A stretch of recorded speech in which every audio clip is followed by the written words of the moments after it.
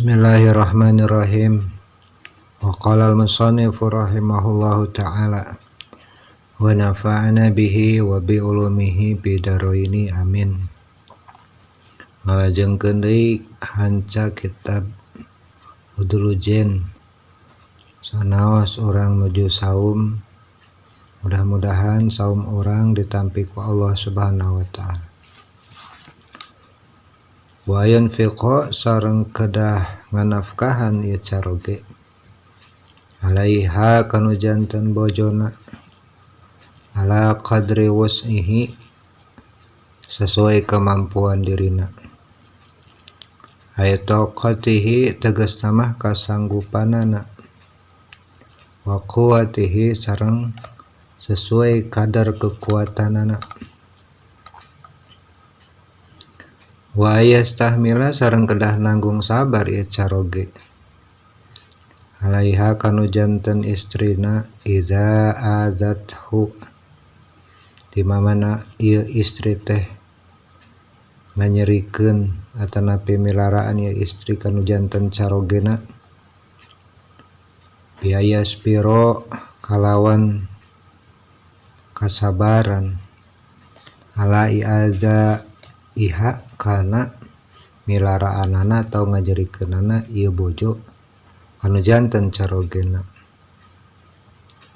wayatalat tofa sareng kedah gawe asih gawe lembut ieu caroge biha ka bojona bi ayu zariha kana mutrekeun ieu caroge ka bojona kedah sabar ngarobah akhlak bojona di mana ieu bojo nganyerikeun kanu janten carogena bil ma'ruf ngajarkeunana ngarobahna ku jalan anu sae penuh kelembutan kasih sayang nasihat fa innahuna karna sanyana bojo eta naqisatu aklin anu gaduh kakirangan akal wadinin sareng agama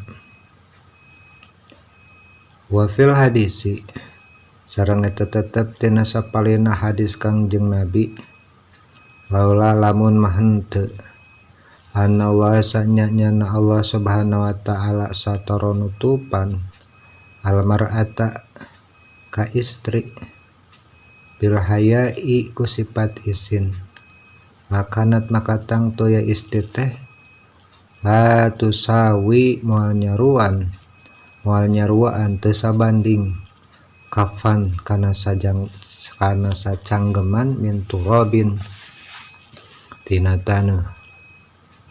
Jadi papaes istri mah nyaeta isin. Lamun mah istri hilang rasa isina maka eta dirina istri teh teu sabanding sareng sacanggeman tina tanah. Hartosna lamun istri teu gaduh isin maka eta istri teh lebih hina tinimbang taneuh. Jadi mulia keneh taneuh jeung istri nu teu gaduh ka isin. Wa yuslikaha sareng kedah nuduhkeun ieu caroge ka bojona sabilal khairi kana jalan-jalan nu sae. Tuduhkeun ku urang caroge ka istrina teh ieu jalan-jalan agama, jalan-jalan kasayang. Qala Romliyu parantos ngadawuh Imam Romli fi Umdatir Rabbih dina kitab Umdatir Rabbih laisa teu kenging lahu ka caroge naon darbuha neunggeulna ka bojona. Sar Imam Romli mah teu kenging caroge teh neunggeul saandaina eta bojo teh awon akhlakna teu kenging neunggeul. Bahkan ala tarke salati di mana ieu bojo teh ninggalkeun kana salat teu kedah diteunggeul. Aya baliak tasiru tegasna kedah ngaringkes kadah sekedar ala amri kana marentah cukup we kewajiban caroge mamarentah anapun anjeunna ngalaksanakeun atanapi henteu nya pameget kedah sabar.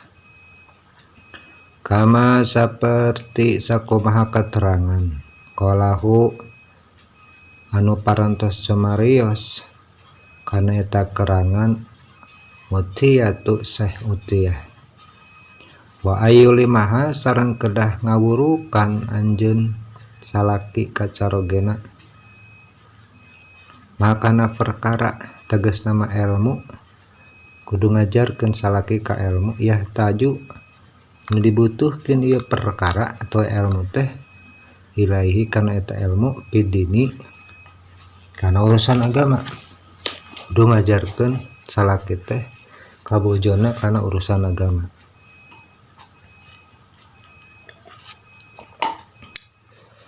Min ahkami toharoti sapertos ngajarkeun pirang-pirang hukum toharo susuci kal gusli seperti adus minal haidi tina haid seperti orang kudu ngajarkeun kumaha carana mandi nalika haid sabada haid wal jinabah saparantos jinabah wa kal wudu'i seperti ngajarkeun caroge kumaha carana wudu wa tayamumi sareng tayamum wal haidi sareng naon ari haid teh ai min kulli ma wal haidu sareng ari haid eta ai min kulli ma tegas nama satiap perkara ya ta'allaqu anu cumantel bihi kana hukum haid falladzi labudda maka ari perkara anu teu meunang henteu hartosna kedah wajib min irsyadin nisa'i tina nuduhkeun caroge ka istrina ilaihi kana eta perkara fil haidi nalika dina masalah haid. Jadi kedah uninga kumaha haid teh kumaha cara ngabersihkeun batasanana perkara-perkara anu dilarang perkara-perkara anu dibolehkeun nalika haid. Bayanu sholawati tegasna mertelakeun pirang-pirang salat allati taqdiha anu kedah ngodoan ieu jaujah kana eta salat. Jadi lamun istri haid kudu diterangkeun kumaha cara ngodoanana ieu salat nalika eta istri haid. Bainaha maka sanyanyana nisa awewe mahman qata'a di mana-mana pegat naon damuha darah haidna eta bojo istri kubailal maghribi dina samemeh saeutik deui ka waktu meunang maghrib bimik dari rakaatin kalawan kira-kira sarakaat fa alaiha maka wajib ka eta nisa naon qada udzuhri wal asri ngodona salat duhur sareng salat asar.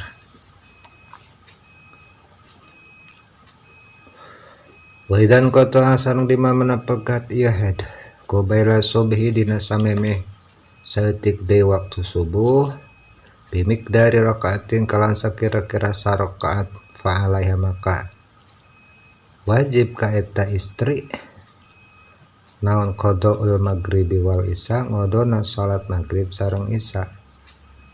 Wahada sareng ayu perkara teh eta aqallu ma pangsakedik-kedikna perkara yuraihi nu kedah ngaraksakan eta perkara teh saha an-nisa'u awewe. Kadata ieu keterangan teh fil ihya'i aya dina kitab Ihya Ulumuddin karangan Imam Ghazali.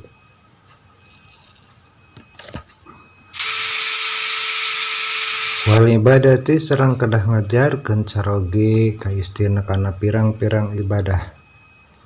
Ai fardiha tegasna perkara-perkara fardu atau nu wajib tina ibadah. Wa sunaniha sareng sunnahna ibadah. Min salatin tina perkara salat, wa zakatin sareng zakat, wa saumin sareng saum, wa hajin sareng haji.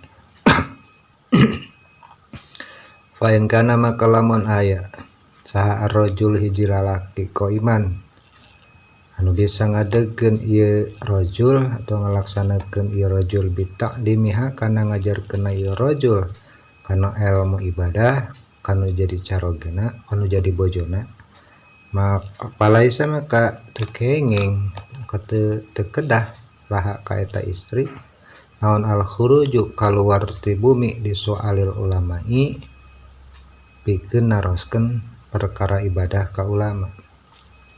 Wain kosoro maka lamun sakedik naon ilmu rajuli ilmuna ieu rajul kana perkara ibadah walakin naba sareng akan tetapina ngegentian ieu caroge an hati bojona besoali dina naroskeun ka ulama. Jadi lamun pahamna sakedik kana ilmu agama heug teu ngartos kana urusan ibadah maka carogena naroskeun ka ulama terus disampaikeun hasilna kumaha saparantos naroskeun. Fahabaroha maka ngabarkeun ngabejakeun ieu persoalan anu teu dipangerti teh ya hasil pertanyaan ti ulama jawaban ti ulama kan jantan bojona bijawabil mufni kana jawaban ulama. Falaisalah maka teu kenging itu istina al khuruju kaluar ti bumi. Failam yakun zalika maka lamun teu etenan failam yakun dalika maka hal eta lamun teu dipilampah naroskeun ka ulama falaha maka kenging ieu istri naon al khuruju kaluar disoali pikeun naroskeun permasalahan. Jadi bisa ngiring pangaosan lamun suamina teu mampu ngajawab. Bal balik ta alaiha wajib ka awewe zalika kaluar ti bumi naroskeun perkara agama teh. Jadi wajib ka istri jeung kedah ngijinan carogena. Wayasi sareng dora ka saha ar-rajulu lalaki biman iha lamun nyarek istrina ngiring ngaos sedangkan anjeunna teu mampu ngajawab atau ngajarkeun anak ka pamajikanna ilmu terus naroskeun ge alim maka teu kenging dicegah dosa. Wa mahmata allamat sareng di mana bana belajar ya istri makana perkara ilmu wari perkara teh eta min faraidi tina pirang-pirang kaparduan alaiha ka eta istri palaisa maka teu kenging laha ieu pikeun istri naon antahruja kaluar ieu istri ilal majlisi ilmi ka majelis ilmu ila birodohu angin kalawan izin menjadi carogena. Sanaos istri ngiring pangaosan kumargi keterbatasan ilmu carogena tapi tetap istri kedah izin di carogena. Qala Allah Ta'ala fi surat Tahrim wallahu a'lam bissawab. Mudah-mudahan mantap bermanfaat. Insyaallah ditepangkeun deui urang kaji bahas kitab buku dulu jen di sanes waktos. Hatur nuhun. Assalamualaikum warahmatullahi wabarakatuh.